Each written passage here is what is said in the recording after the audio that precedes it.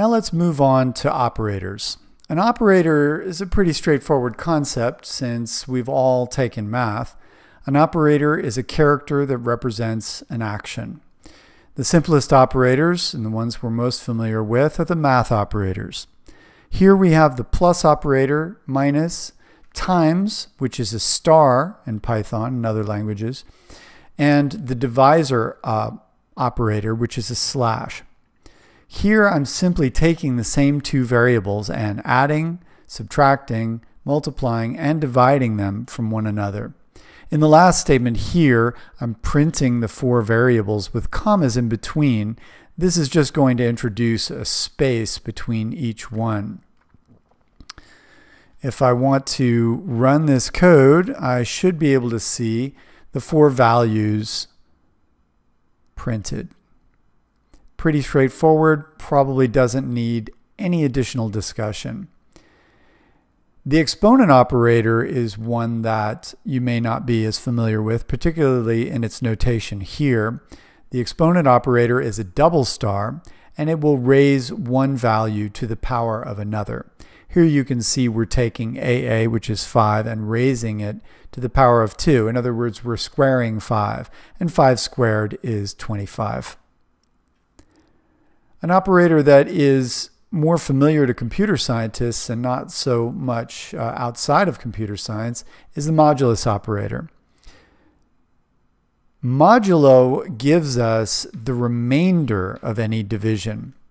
So if I want to see the remainder of 6 divided by 2, which is what? 2 goes into 6 3 times, but with how many remainder? 0. If I am interested in a slightly different thing, what about 4 into 6? What would you expect? If I put 4 into 6, how many times does it go in? Just 1. So if I'm dividing 6 by 4, the answer will be 1, but with how many remainder? A 2 remainder.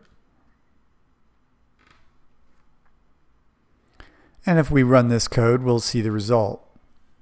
Now you may notice that I put the A modulo B inside a print statement. That's no different than assigning to a new variable and then printing the result. I was only doing this just for convenience.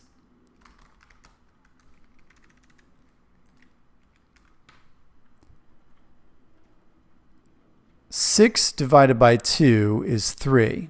There's no remainder there.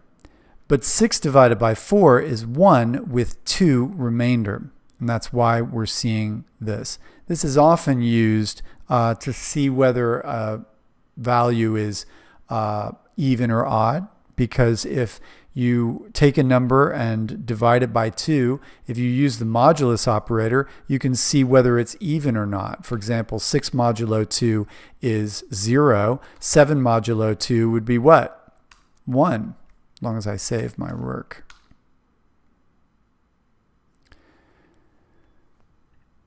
The plus operator, as we saw before, works with strings differently than it does with numbers. So if I say that x equals a plus xy high, and I'm just using funny names just to make a point about variable names, it doesn't really matter what I use as long as it conforms to Python's naming rules.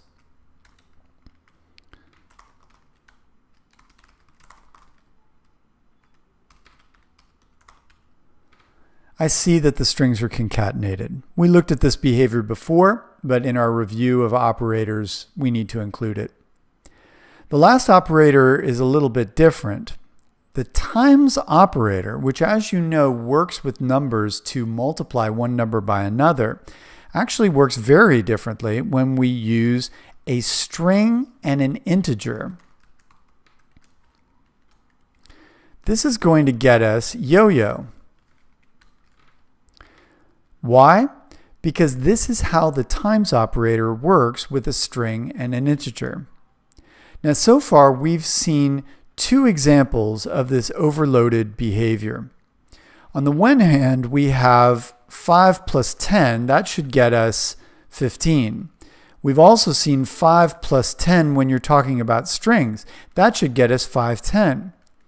We've also seen this. 5 times 2 should get us 55.